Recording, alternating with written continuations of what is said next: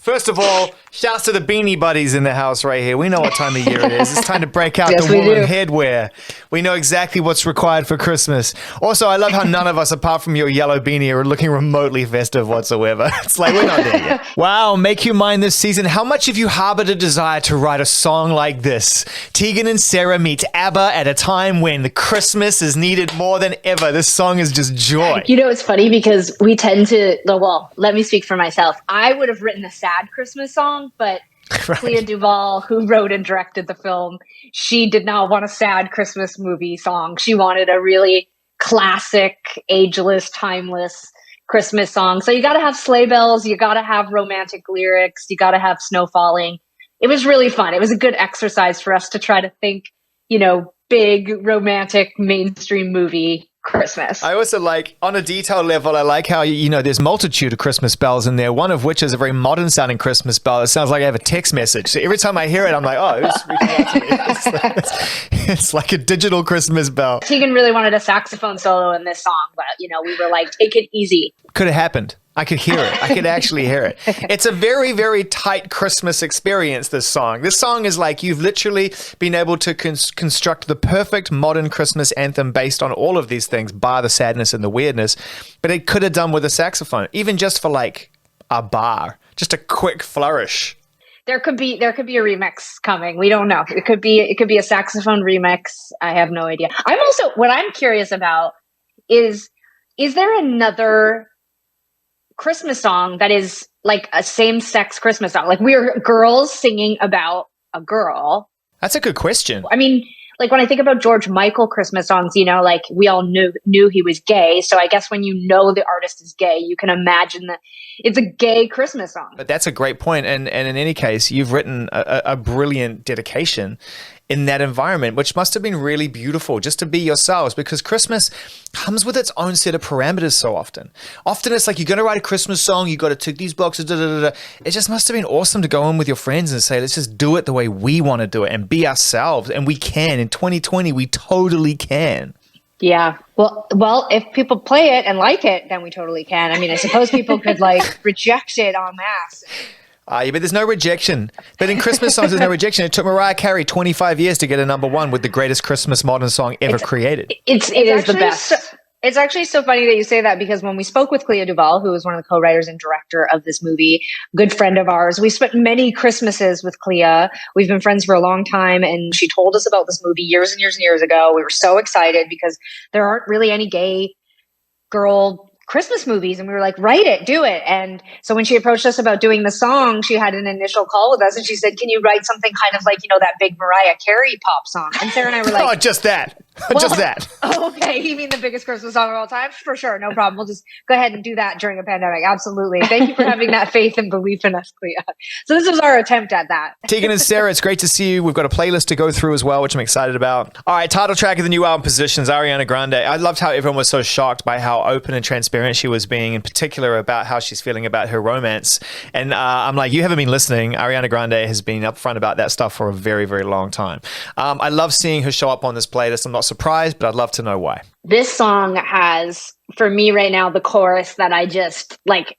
I can't quite get why it's so addictive to me. It's something about it's the syllables, it's the song, or the melody, and then that the lyric of it. To me, it's like ear candy. It's like ASMR. Like when I listen to the chorus, I get that like spine tingling feeling.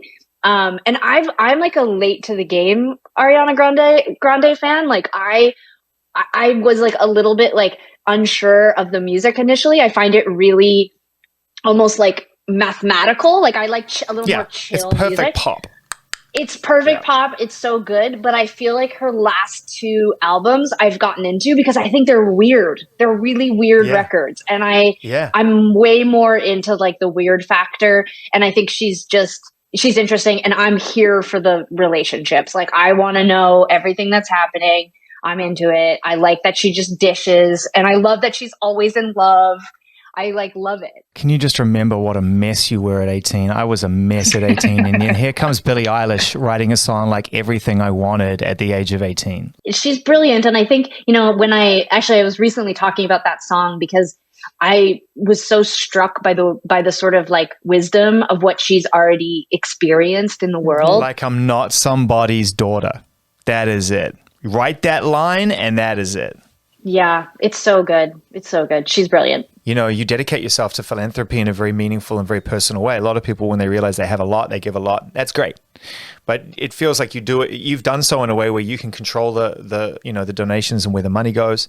And you do things that are very close to your heart. You know, the foundation is obviously something that, you take really seriously. What are some of the unique challenges of having a foundation that you didn't expect in the process of doing good? Sara and I, when we started the foundation 4 years ago, it became like our running joke that when we were alone, we would be like, oh my God, I wish we'd never started the foundation. It was, I think even though everyone warned us it was going to be a lot of work, and the team that we put together wasn't interested in repping a foundation that was just for vanity, like this was a real thing, we had to put so much work in. I mean, we spent the first year meeting with every LGBTQ grassroots organization across the country. We spent an enormous amount of time with all the big ones, but also all the small ones. And, just took the temperature of our community, specifically the corner of our community that's populated by women and girls. And we just were shocked. We were shocked at how little funding there is and how under-researched women are and how underrepresented they still are, not just in film and television, which we hear about a lot, but everywhere in the tech world, in the medical world. We just really, really, really kind of took that in. And that was the hardest part, was realizing, oh my God, this isn't going to be easy. This is going to be a ton of work. I also think we realized quickly that after marriage equality, I think a lot of people thought, well, the community can get married, everybody's fine. But the LGBTQ plus community is much larger than just marriage. And it isn't just about cis people. And it isn't just about those of us who are privileged enough to get to do those things. Yeah. What about the people who don't want to get married? Well, what about the people who actually want to feel like they're proud of themselves and walk through society and don't need a wedding band in order to make sense of it? And there's power in some of these very heteronormative steps that people take. But, there's lots of people. Absolutely. We were raised by the way my mom and her partner, Bruce, like they raised us. They never got married. And there's lots of queer people and trans people and people out there that don't want to get married, who want to adopt children, who want to, the list goes on and on. It wasn't just about marriage. So Sara and I realized quickly there was an enormous amount of work to do, and that was very overwhelming. But it's been amazing. We've raised over $1 million in 4 years. We have full control over where it goes. We fund community grants. We get the money out the door immediately. We fund organizations and individuals who are helping people in the community immediately. Our biggest program is summer camps. We send LGBTQ kids to LGBTQ summer camps. There's over 30 across North America. These kids go to these summer camps. They get mentors and leaders and friends and resources that they wouldn't get otherwise. Some of these kids are meeting other LGBTQ people for the first time in their lives. It's so moving. It's such a small thing. I'm going to cry. This is amazing. Yeah, it's amazing, but it's such a small thing people can do. And no, it's not. You just said it was a colossal amount of work. Don't try and get us into the whole foundation game. You just said it's a huge amount of work, but it's a very small thing and everyone should do it. Well, I just mean it's a small thing that we can do to help and give back in the grand scheme of things. But we're also quick to point out that there's 1 million organizations raising money, doing great things. You don't have to just give to us. The big thing we now say is just give, just get involved, just care about your community. It feels so good to give back. Sara and I still secretly say to each other all the time, oh my God, why did we do this? It's so much work, but we're happy to be doing the work. What was Christmas like when you were younger? Like, what are the prevailing memories of Christmas when you were just kids before any of this great journey of discovery? We loved Christmas, although when I tell people how much I love Christmas, I always include things like we did have a divorced family, like our parents were divorced, so we would spend Christmas Eve with our dad, and that tended to be a little depressing. I know this routine. And I think it amped up actual Christmas Day, because then we were returned to our mother, who would then take us to our grandparents, and there was like a big emphasis on the word return, which I love as well. I mean, it sounds like your divorce experience was very similar to my divorce experience. So you can imagine the first draft of the lyrics for Make You Mine this season were, something along the lines of, Dad always cries on Christmas Eve when he's taking us back to our mom.